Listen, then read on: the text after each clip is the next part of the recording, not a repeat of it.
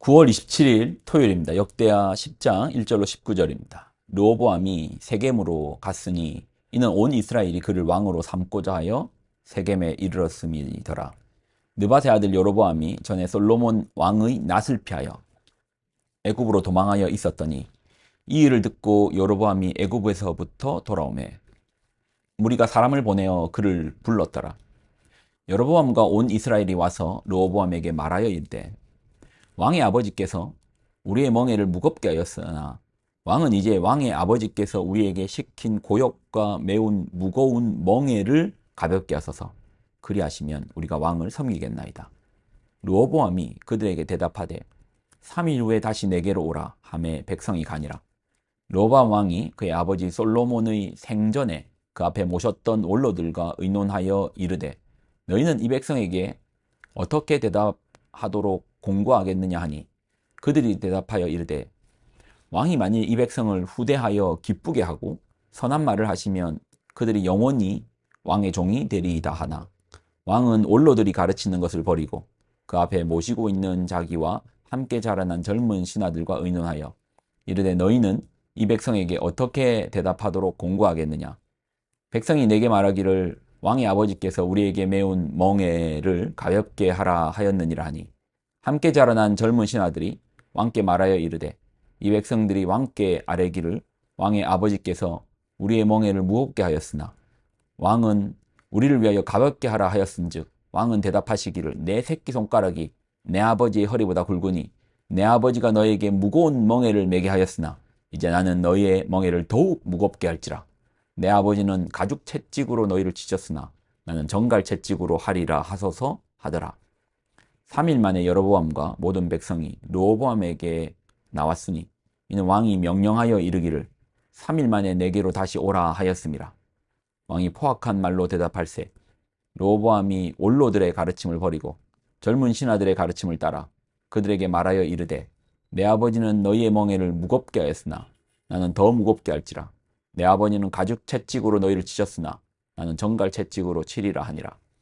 왕이 이같이 백성의 말을 듣지 아니하였으니 이 일은 하나님께로 말미암아 난 것이라. 여호와께서 전에 실로 사람 아히야로 하여금 느밧의 아들 여로보암에게 이르신 말씀을 응하게 하심이더라. 온 이스라엘은 왕이 자기들의 말을 듣지 아니함을 보고 왕에게 대답하여 이르되 우리가 다윗과 무슨 관계가 있느냐.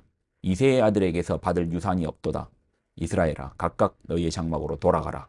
다윗이여 이제 너는 내 집으로 내 집이나 돌보라 하고 온 이스라엘이 그들의 장막으로 돌아가니라. 그러나 유다 성읍들에 사는 이스라엘 자손들에게는 르호보암이 그들의 왕이 되었더라. 르호보암 왕이 역군의 감독 하도람을 보냈더니 이스라엘 자손이 저를 돌로 쳐 죽인지라. 르호보암 왕이 급히 수레에 올라 예루살렘으로 도망하였더라.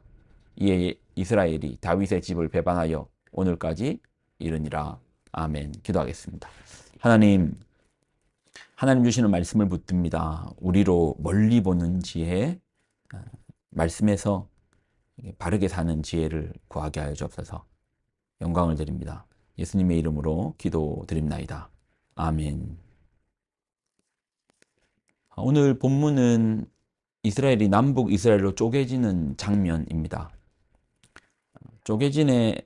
왜 쪼개지는 것처럼 보이십니까? 이제 우리가 읽어서 알 수 있는 부분이 있는데 이제 4절을 보면 왕의 아버지께서 우리의 멍에를 무겁게 하였으나 왕은 이제 왕의 아버지께서 우리에게 시킨 고역과 매우 무거운 멍에를 가볍게 하소서. 그리하시면 우리가 왕을 섬기겠나이다.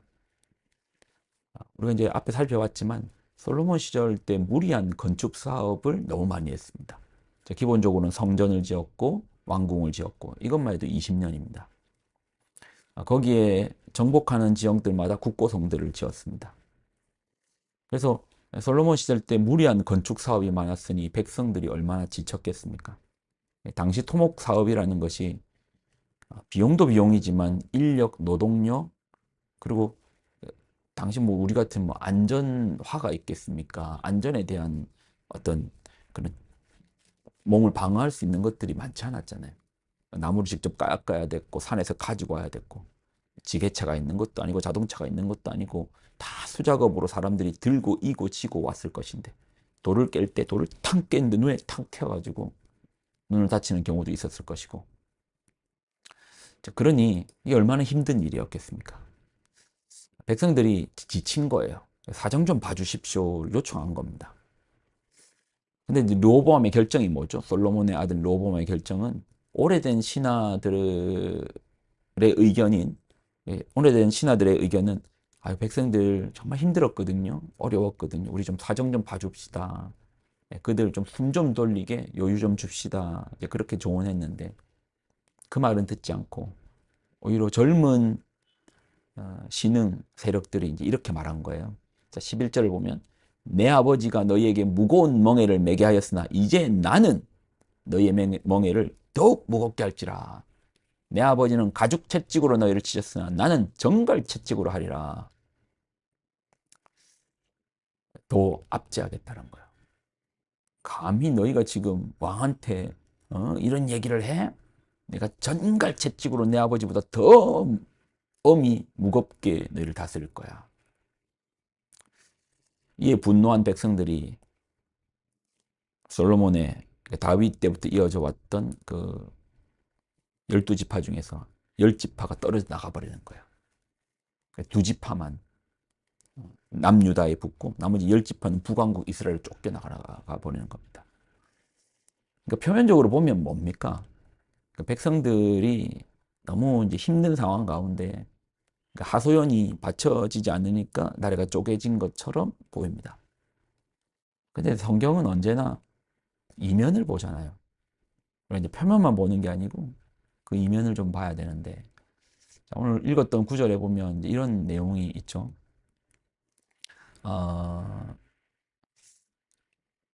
15절을 보면 왕이 이같이 백성의 말을 듣지 아니하였으니 이 일은 하나님께로 말미암아 난 것이라. 이 나라가 쪼개지는 사건이 누구로부터 시작됐다고요? 이 일은 하나님께로 말미암아 난 것이라. 여호와께서 전에 실로 사람 아이야로 하여금 느바세 아들 여로보암에게 이르신 말씀을 응하게 하심이더라. 이게 뭐냐면 아이야 선지자가요. 어느 날 여로보암을 만났어요.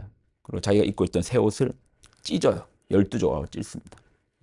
두 개는 남기고 10개를 여로보암에게 줍니다. 이게 어떤 의미죠? 여로보암이 네가 10지파를 다스리게 될 것이다. 두 지파만 남유다의 르호보암을 따를 것이다. 하나님의 이런 말씀을 주신 겁니다. 선지자를 통해서 이미 예언을 주신 거예요. 그러면 하나님은 왜 이스라엘을 쪼개십니까? 그 이유가 뭐죠? 솔로몬의 불순종, 우상숭배, 이 죄 때문이라는 거죠. 솔로몬의 죄 때문이라는 겁니다.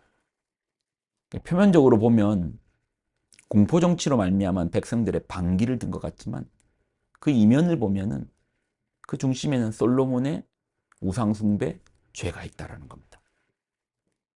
아니 성전을 지었던 그가 어떻게 우상숭배자가 되었습니까? 처음에는 작은 벗어남입니다.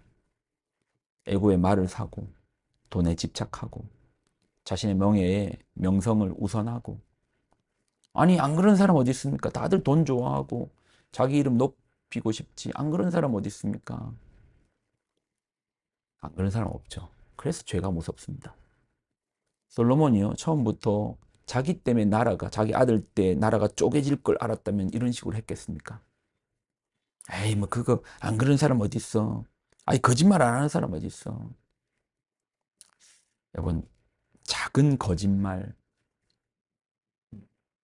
저도 이제 가끔 이제 안 바쁜데 바쁘다고 할 때도 있고 근데 솔직히 말하는 그러니까 약속이 없는데 약속이 있다고 할 때도 있고 그러니까 뭐 그런 사소한 아니 뭐 그런 너 남한테 피해 주는 것도 아니고 이제 그런 작은 것도 이제 자라나는 거죠. 이게 쉬워지다 보면은 더한 거짓의 말도 할 것이고 이게 또 자르다 보면 남에게 피해 주는 말도 서스럼 없이 할 수도 있고 여러분 우리가 기억해야 되는 게 있습니다. 죄는 뭐라고요? 자라납니다. 자라나요. 아이 지금은 작은데요. 아유 뭐 그거 뭐 별것도 아닌 아유 뭐 그런 말 했다고 그럽니까? 오늘 솔로몬을 보십시오. 결국 그의 죄 때문에 그의 작은 죄가 나중에 자라고 자라서 나라가 쪼개지겠습니다. 우리는 작은 죄도 크게 볼 수 있는 지혜가 필요합니다. 아, 이게 자라나겠구나. 이 씨앗이 지금 내 안에서 습관적으로 나오는 이 거짓이, 습관적으로 나오는 이 변명이, 습관적으로 나오는 이런 행동들이 자라나겠구나. 이것 때문에 큰일이 날 수 있겠구나. 솔직해지자. 하나님 앞에 정직하게 나아가자. 이런 노력이 필요하지 않겠습니까? 그때 하나님께서